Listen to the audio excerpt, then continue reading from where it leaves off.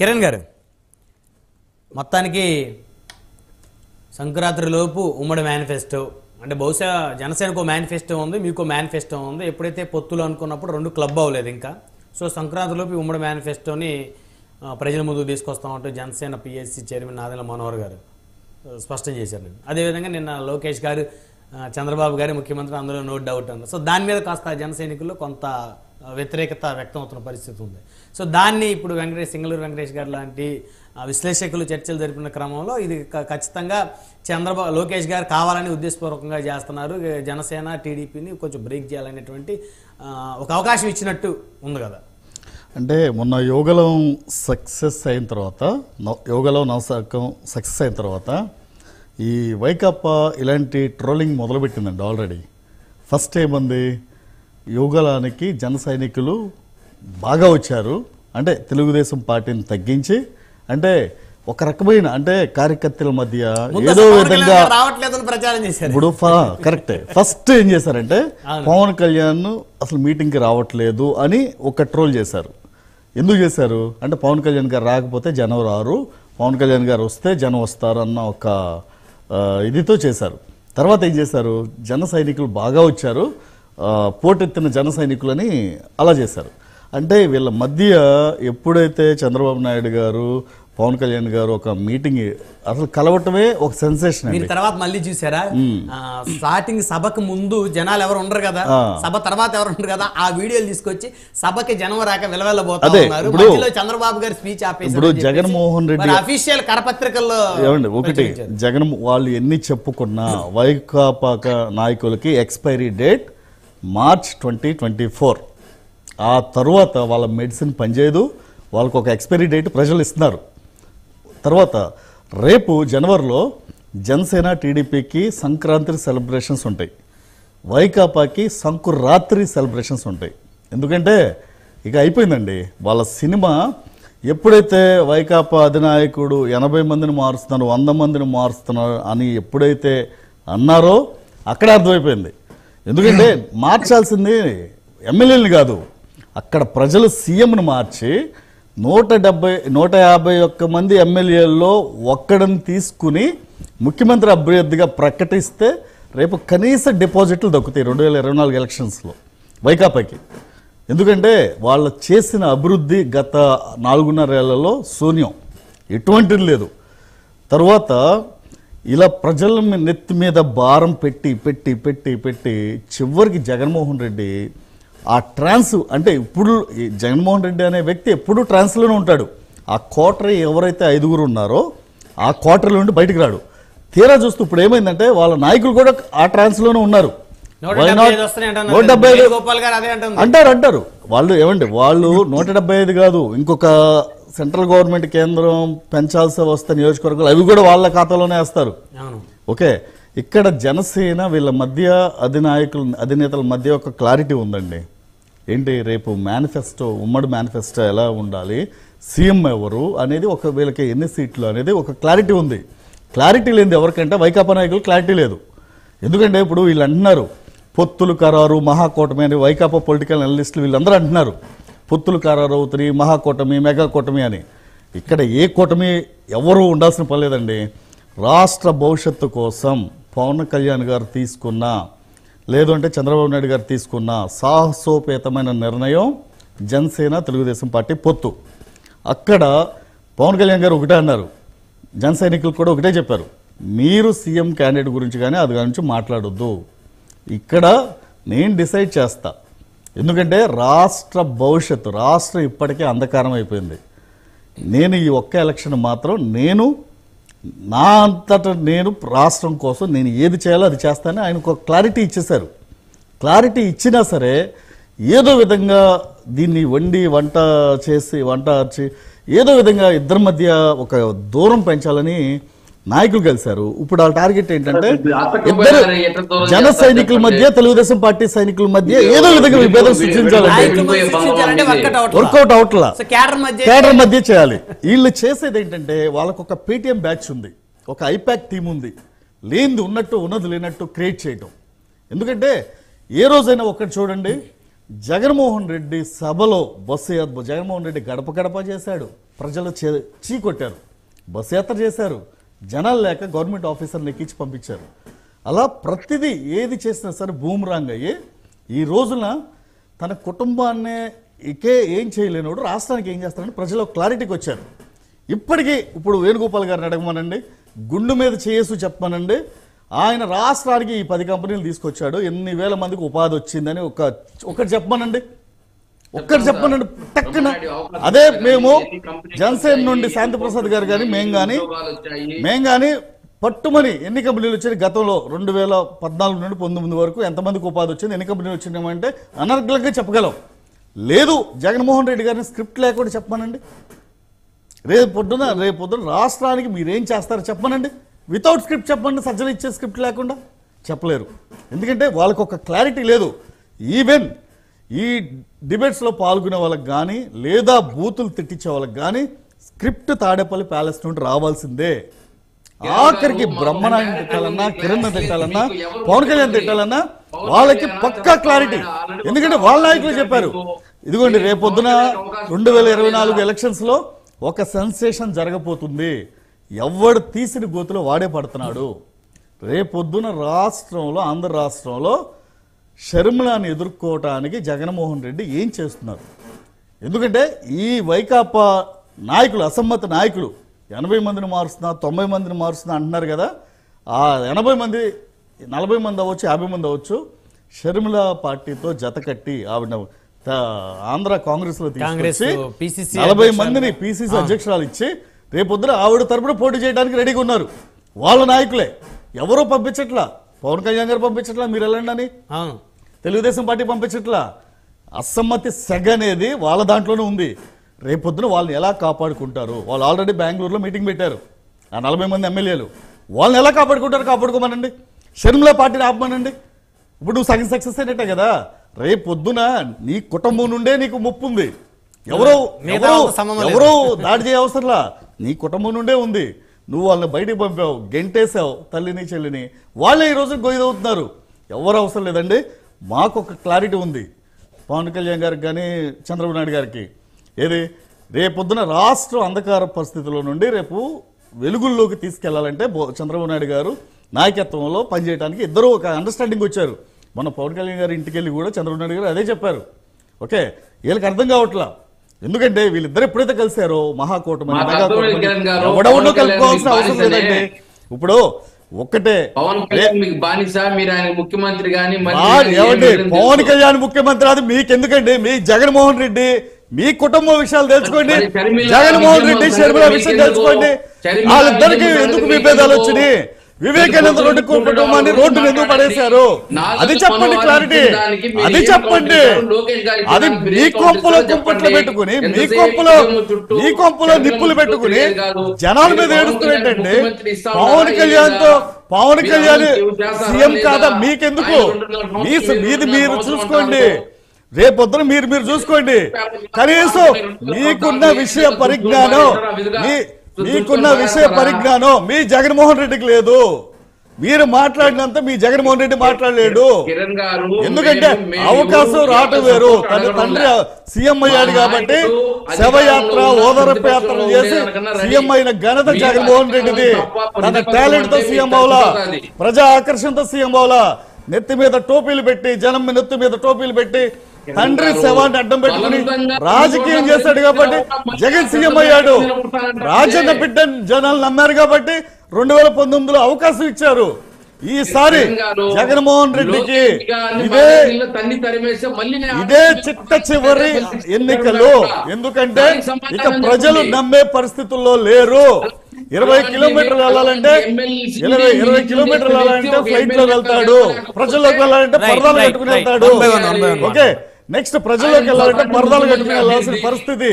ఆఖరికి రైతుని పరామర్శించాలంటే టెంట్లు వేసుకుని, డయాసులు పెట్టుకుని, బార్గెట్లు పెట్టుకుని వెళ్లాల్సిన పరిస్థితి.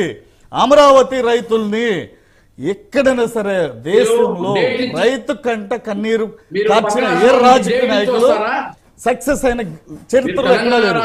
మన పంజాబ్ చూడండి, ప్రజలు అద్భుతమైన తీర్పిచ్చారు ఆప్కి. హర్యానా చూడండి, రేపొద్దున జరగబోయేది, రేపు ఆంధ్ర రాష్ట్రంలో వైకాపాకి అమరావతి రైతులని ఏ విధంగా హింసించారు, ఏ విధంగా ఇబ్బంది పెట్టారు, వాళ్ళని నడి రోడ్డు మీద గత 1100 రోజుల నుండి చేస్తుంటే జగన్మోహన్ రెడ్డికి కనీస చలనం లేదు. అంగన్వాడీ కార్యకర్తలు రోడ్డు మీదకి వస్తే వాళ్ళ మీద లేదు. ఆయనకి ఎంతసేపు ప్రభుత్వంలో డబ్బు ఇన్కమింగ్ రావడమే.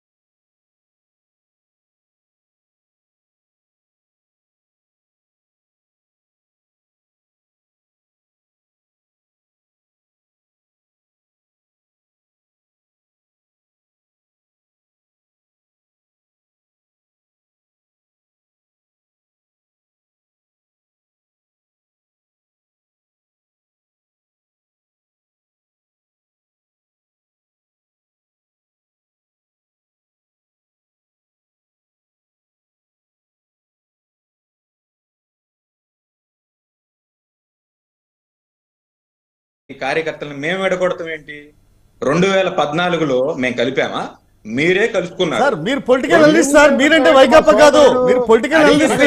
ఎల్లిస్టులు కలుపుతారా? ఎల్లిస్టులు కలుపుతారా? ఇదిగో ఇక్కడే చూసారా వైకాపా జెండా కట్టుకుని పొలిటికల్ అనలిస్ట్ ముసుగులో వచ్చిన వ్యక్తి వెంకటేష్ గారు. మేము కలిపామంటారండి, మేము కలిపామండి. మీరు పొలిటికల్ అనలిస్ట్ సార్. సార్ మీరు ఒక్కటి క్లారిటీ ఇవ్వండి. మీరు పొలిటికల్ అనలిస్టా వైకాపా నాయకుడా? అది క్లారిటీ ఇవ్వండి ప్రజలకి. నాయకుడే లేడంట. 2014లో ఏముంది? వేణుగోపాల్ గారు మాట్లాడతారు. వెంకటేష్ గారు సమయం పట్టుకుని ఓ ఎలాడతాడు. ముగిసిపోయే చరిత్ర ఎందుకు? నేను కాపాడుతాను, నా వెనకాల చంద్రబాబు రావాలని చెప్పే దమ్ముందా? దమ్ము ఉంటే ముందు చెప్పు. అది చెప్పకుండా చంద్రబాబు నాయుడు చాలా అద్భుతమైన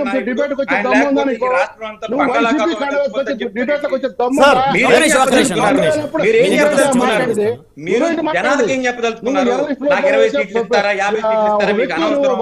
చంద్రబాబు నాయుడు నేనిద్దరు కూర్చుని రాష్ట్ర ముఖ్యమంత్రిని ఎవరినో మేము వెంకటేష్ గారు శాంతి ప్రసాద్ గారు అడిగేవాడికి సమాధానం చెప్పండి. వెంకటేష్ గారు ఆయన వాయిస్ ఆడిపులుగా లేదు, లేకపోతే అన్నిటికీ సమాధానం చెప్తాం. మా దగ్గర అన్నిటికీ సమాధానాలు ఉన్నాయి. ఖచ్చితంగా ఎప్పుడైనా సరే నీదే లేటు. ఎనీ టైం విత్ డేటాతో వస్తా. చంద్రబాబు నాయుడు చేసింది పోలవరానికి 5,500 కోట్లు ఖర్చు పెట్టాడు. ఈ 5 సంవత్సరాలు 10,000 కోట్ల పైసలు ఖర్చు పెట్టారు. ఎందుకు ఖర్చు పెట్టారు? మీ అలయన్స్ లో ఉన్న బీజేపీ గవర్నమెంట్ నడిలడుగు ఎందుకు ఖర్చు పెట్టారు? 90% మా చంద్రబాబు నాయుడు విజనరీ నాయకుడు జగన్ రెడ్డి ఏం ఖర్చు పెట్టాడు? కంప్లీట్ పోలవరం చేసి చెప్పాలి పోలవరానికి లెక్క. జగన్మోహన్ రెడ్డి 10,000 కోట్లు ఏం ఖర్చు జగన్ రెడ్డి ఏం ఖర్చు పెట్టాడు? పోలవరం చెప్తారు. చెప్పు. రాజధాని మమ్మల్ని మా ఎందుకు మీద ఖర్చు పడితే పెట్టాడు చెప్పు. ఏడుస్తూ ఎందుకు? వాళ్ళు డైరెక్ట్గా ఇష్టపడి టీడీపీ మీద చెప్పు. పడాడు. లేకపోతే ఎంత ఖర్చు దాని మీద పెట్టాడు? రాజధాని పడాడు. అవుతుందో చెప్పు. బీజేపీ మీద పడాడు. మా మీద ఎందుకు పడాడు? మాట్లాడరా కూర్చొని పోలవరం పవన్ మీద కళ్యాణ్ జగన్ రెడ్డి చేశాడు. ఎంత పవన్ ఖర్చు కళ్యాణ్ పెట్టాడు? పవన్ కళ్యాణ్ శ్యామ్ ప్రసాద్ గారు ఎంత గొప్పవాళ్ళం మేము. కష్టం మీది, పవన్ కళ్యాణ్ సుఖం ఎవరు మాది. చేశారు? ఈ జనాన్ని ఇచ్చారు. కిరణ్ ప్రసాద్ ఆయన- ఆయన గారు కొన్ని ఇక్కడ ఇక్కడ ఇద్దరు కూడా ఒకే ఆయన ఒకే సర్నేమ్ సింగళూరి శాంతప్రసాద్ గారు, సింగళూరి వెంకటేష్ గారు. సో మీ ఇద్దరు గొడవ పడతా ఉంటే చూసేవారికి కాస్త బాధగా ఉంటది. ప్రతిదీ లెక్కలతో వస్తాం. ఈ రాష్ట్రానికి చంద్రబాబు నాయుడు 2014 నుంచి 2019 పవన్ కళ్యాణ్ పక్కన పెట్టుకునేది. ఈ 14 మెడికల్ కాలేజీలు ఈసీఆర్ సింగిల్ టర్మ్ లో 14 మెడికల్ కాలేజీలు కట్టిన మగోడు ఇవాళ వరకు ఎవరూ లేరు. నువ్వేం చెప్తావు? ప్రతిసారి ప్రభుత్వం వచ్చిన ప్రతిసారి బందర్ పోర్టుకి వెళ్ళి చూడు. బందర్లో మెడికల్ కాలేజ్ పెట్టారు. మీకు కనపడట్లేదా? బందర్లో మెడికల్ కాలేజ్ స్టోన్ వేసి అదే మెడికల్ కాలేజ్ అదే మెడికల్ కాలేజ్ మీకు కనపడలేదా? అభివృద్ధి అభివృద్ధి అంటే ఏంటి? అభివృద్ధి అంటే అభివృద్ధి అంటే బడికి రంగులు వేయటం, రంగులు తీయటం, పేర్లు మార్చడం, ఎల్టీ న్యూస్కి పేర్లు మార్చడం. జగన్మోహన్ రెడ్డికి అదే కదండి తెలుసు. రైట్ రైట్ వెంకటేష్ గారు సమయం లేదు, దయచేసి ఆగండి. శాంతప్రసాద్ గారు కంక్లూజన్ ఇవ్వండి. శాంతప్రసాద్ గారు మీ వల్ల అవదు. మీ వల్ల అవదు.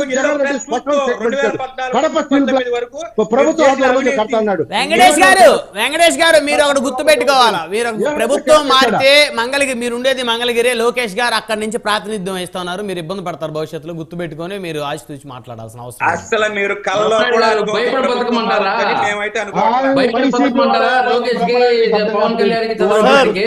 మేము వైకాపా నాయకుల్లాగా, వైకాపా జగన్మోహన్ రెడ్డి లాగా మేము కక్ష సాధింపాలంటే చెయ్యం. అలా చేయాల్సి వస్తే వైకాపాలో చాలా మంది లీడర్లు ఈ రోజు బయటికి వచ్చే పరిస్థితి లేదు. తెలుగుదేశం పార్టీ నిర్ణయాలు ఎప్పుడు అలాంటివి ఉండవు. వెంకటేష్ గారు ఫస్ట్ మీరు కంక్లూజన్ ఇవ్వండి. వెంకటేష్ గారు మీరు కంక్లూజన్ ఇవ్వండి ఫస్ట్. నువ్వు నిరూపించుకోలే కిరణ్. 40 మంది బెంగళూరు మీటింగ్ పెట్టారు. పెట్టారు. షర్మిల అదిగోండి, ఆయన పొలిటికల్ అనలిస్ట్, వైకాపా నాయకుడు అండి. మాకు అర్థం కావట్లేదు. మీరు ఒక ఫస్ట్ క్లారిటీ ఇవ్వండి. మీరు వైకాపా తరపున ఒకరితో పుచ్చుకుని వచ్చారా? చెప్పండి. ఇక్కడ టీడీపీ నాయకులు కానీ జనసేన నాయకులు కానీ మిమ్మల్ని అడుగుతా ఉన్నారు, మీరు వైఎస్ఆర్సీపీ సానుభూతి పరులా లేదా పొలిటికల్ వారిని అడుగుదాం. అంటే విశ్లేషణ కరెక్ట్ గా చేస్తే సానుభూతి అయిపోతారా? ఏం బ్రహ్మనాయుడు గారు, విశ్లేషణ కరెక్ట్ గా చేస్తే వీళ్ళు ప్రశ్నించడానికి ఎవరు కూడా ఇబ్బంది పెట్టరు. చూడండి వెంకటేష్ గారు, రెడ్ బుక్ లో మీ పేరు కూడా నోటెడ్ అవుతుంది. మీరు ఇలా మాట్లాడితే చూసుకోండి. ఇప్పుడు మా సోదరులు మాట్లాడేదానికి శాంతప్రసాద్ గారు కంక్లూజన్ ఇవ్వండి. శాంతప్రసాద్ గారు, వెంకటేష్ గారు టైం లేదు, దయచేసి ఆగాలి. ఇప్పుడు లెక్కలతో మాట్లాడదాం అంటే లెక్కలే మాట్లాడదాం. మూడు అంశాలు తీసుకుందాం. ఏం వద్దు. బందర్ పోర్టు, రాజధాని నిర్మాణం, పోలవరం. ఎందుకంటే కృష్ణా జిల్లా వాసులుగా మా ఉమ్మడి కృష్ణా జిల్లా వాసులుగా గతంలో మా ఇద్దరికి, మా సోదరుడు సింగళూరుకి మాకు అది ప్రధానం కాబట్టి దాని గురించి మాట్లాడు. లెక్కలతో మాట్లాడడం రెడీ. ఇక నేను అడుగుతున్నాను, మా తిరుత్తని ఒక మాట అన్నాడు, 2014-19 గురించి మాట్లాడుతున్నాడు. ఒకటి చెప్తున్నాను సోదర, ఆ రోజు మేము అధికారంలో భాగస్వామ్యం కాదు. మా పార్టీ ఎప్పుడు పుట్టింది తెలుసా? రాష్ట్రానికి ఎన్నికల నోటిఫికేషన్ 5/3/2014 ఇస్తే 14/3/2014 పుట్టింది మా పార్టీ. ఎన్నికల నోటిఫికేషన్ వచ్చిన తర్వాత పుట్టిన పార్టీ తెలంగాణ గడ్డ మీద. కాబట్టి మేము ఎన్నికలకు వెళ్ళలేదు. మా మద్దతుని మోడీ గారికి ఇవ్వటం జరిగింది. మోడీ గారి పార్టీలను, చంద్రబాబు నాయుడు గారి పార్టీ పొత్తులు అధికారికంగా ఉంది కాబట్టి సహజంగా చంద్రబాబు నాయుడు మేము మా యొక్క మద్దతు తెలియజేయడం జరిగింది. తప్పితే ఏనాడు కూడా మేము ప్రభుత్వం ఇంటర్ఫేర్ అవ్వలేదు. మేము ప్రజా వ్యతిరేకమైన చర్యలు ప్రతిదాన్ని మేము సూచన చేశాము. దాన్ని మేము ఆ రోజు విమర్శ చేశాము. దానికి ఉదాహరణ 2015లోనే చంద్రబాబు గారి ప్రభుత్వం మీద పవన్ కళ్యాణ్ గారు రాజధాని భూముల మీద పోరాటం చేశాడు. అది అందరికీ తెలుసు. ఆ రోజు రాజధాని రైతులను కూడా హెచ్చరించాడు. ఏమని? సరైన అగ్రిమెంట్లు చేసుకోవట్లేదు, భవిష్యత్ ప్రభుత్వం మాకు ఇబ్బంది పడతారన్నారు. సరే ఆ రోజు రైతులు వినలేదు, ఈ రోజు ఇబ్బందులు పడుతున్నారు. 4 సంవత్సరాలుగా వాళ్ళు ఉద్యమం చేస్తున్నారు. అలాగే 2018లో చీకటి చట్టం, ఏదో భూసేకరణ చట్టం తీసుకొస్తాను చంద్రబాబు ప్రభుత్వం ఉన్నప్పుడు కూడాను పవన్ కళ్యాణ్ గారే అక్కడ ఉద్యమం చేశారు. ఆ రోజు ఆళ్ళ రామకృష్ణారెడ్డి కాళ్ళు చేతులు 2 ఎత్తేశాడు. ఎందుకంటే నాకు తెలుసు వాళ్ళ మనుషులు నేను పవన్ కళ్యాణ్ గారి తీసుకెళ్ళాను ఆ రోజు. అప్పుడు పవన్ కళ్యాణ్ ఉద్యమం చేశారు. ఆ ఉండవల్లి, బేదపూడి, పెనుమాక ఈ గ్రామాల్లో భూసేకరణ చట్టం తీసుకున్నానంటే భూసేకరణ చట్టాన్ని ఆపించాం ఆ రోజు. 2018 మంగళగిరి మా సభలో మా అధినేత మాట్లాడారు. అందులో అది ఆన్ రికార్డు ఉంది, దాన్ని తీసేసేది కాదు, మీరు దాచేసి దాగేది కాదు. కానీ ఎందుకు చేసామంటే ఆ రోజు పాలనలో అనుకున్న రీతిలో సాగలేదు కాబట్టి మేము దాన్ని విమర్శించాం చంద్రబాబు గారిని. జగన్ రెడ్డి ఏనాడు విమర్శలు రోడ్డు మీద పడి చెడ తిరిగాడు, నా కుర్చీ ఒక్క అవకాశం ఇవన్నీ పెట్టుకున్నాడు. కానీ ఆ రోజు ఆ విష ప్రచారం జరగడం వల్ల మేము కొంత మొట్టమొదటిసారి ఎన్నికలకు మేము సరిగ్గా నిలదొక్కలేదు. ఇప్పుడు 2024లో ఆ రోజు నిన్న పవన్ కళ్యాణ్ గారు కూడా స్పష్టం ఇచ్చారు, ఆ రోజు నేను చేసిన తప్పు వల్ల ఒక రాక్షస ప్రభుత్వం వచ్చింది. ఈ రాక్షస ప్రభుత్వం ఉంటే మన రాష్ట్రం ముందుకు అడుగు వేయదు. కాబట్టి తక్షణ కర్తవ్యం ముందు రాష్ట్ర ప్రభుత్వం దించాలంటే మనం కొంత తగ్గైనా సరే చెయ్యాలన్నాడు. సో రాష్ట్ర ప్రయోజనాల కోసం ఏ నిర్ణయం తీసుకున్నా రాష్ట్ర బాగుపడటం కోసం సునకానందాల గురించి అసలు కాదు. రైట్ కిరణ్ గారు కంక్లూజన్.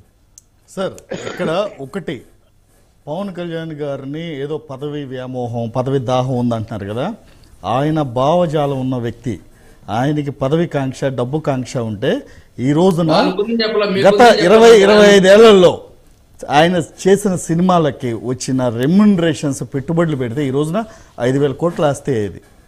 ఓకే, తర్వాత ఆయన మొదటి నుండి అంటే ఆయన ఎక్కడ ఉన్నా సరే సినిమాలు తీస్తే ప్రొడ్యూసర్లను కానీ ఏ రోజు ఇబ్బంది పెట్టిన దాఖలాలు కానీ అడ్వాన్సులు తీసుకుని ముందే అలా చేసిన వ్యక్తి కాదు. ఆయనకు ఒక్కటేనండి, ఆయనకి కమ్యూనిజం భావజాలం ఉంది. ఓకే, ఆయన భావజాలం ఏంటంటే ప్రజలు ఇక్కడ ఆయన కొన్ని బుక్స్ చదివేటప్పుడు కూడా నాకు కొద్దిగా పర్సనల్గా తెలిసి చెప్తున్నాను. ఆయన కొన్నిసార్లు అంటే ప్రజల కోసం తప్పించే వ్యక్తి కానీ పదవి కోసం తప్పించే వ్యక్తి కాదు. ఎందుకంటే కొంతమంది ఇప్పుడు కొన్ని రాష్ట్రాల్లో కర్ణాటక అలా చోట జేడీఎస్ 10 సీట్లు గెలిస్తే కూడా ముఖ్యమంత్రి పదవి, ఉప ముఖ్యమంత్రి పదవి ఆశించిన సందర్భాలు ఉన్నాయి. అయితే ఇక్కడ పవన్ కళ్యాణ్ గారిది ఒకటే, రాష్ట్రం కోసం ఏ త్యాగానికైనా సిద్ధపడతామని ఇద్దరు అధినేతలు చెప్పారు. కార్యకర్తలు, జనసేన సైనికులు వాళ్ళు క్లారిటీతో ఉన్నారు. ఈ పేటీఎం బ్యాచ్ వైకాపా నాయకులు ఎన్ని చేసినా సరే, నిన్న నారా లోకేష్ గారి ఒకటి చెప్తానండి, నిన్న నారా లోకేష్ గారు కూడా ఆ స్టేట్మెంట్ ఇచ్చారు, రేపు రాబోయే కాలంలో ముఖ్యమంత్రి చంద్రబాబు నాయుడు గారు. అంటే నేను ఒకటే చెప్తున్నా, చంద్రబాబు నాయుడు గారు, లోకేష్ గారు, పవన్ కళ్యాణ్ గారు, మనోహర్ గారు నలుగురు కూర్చుని మాట్లాడుకుని ఆ స్టేట్మెంట్